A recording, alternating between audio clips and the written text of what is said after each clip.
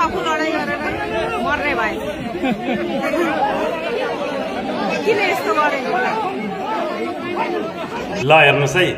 महाधिवेशन प्रतिनिधि छनौटको विवादमा मोरङका एमालेहरू आपसमा लडेको ल हेर्नुस् है यो मोरङको पार्टी कार्यालयमा हात हालाहाल कुटाकुट गरेका छन् आपसमा लडेर एमालेहरूका झोलेहरू ल हेर्नुस् है यो एमाले पार्टी भन्ने साँच्चै देशको लागि घातकै पार्टी रहेछ है यसरी आपसमा पनि लडेकै छन् देश पनि लडाएकै छन् जनता पनि लडाएकै छन् यिनीहरू भनेको कहिल्यै नसुध्रिने भयो जबसम्म एमालेको अन्त्य हुँदैन तबसम्म देशले कहिल्यै शान्ति नपाउने भयो ल हेर्नुस् त महाधिवेशनको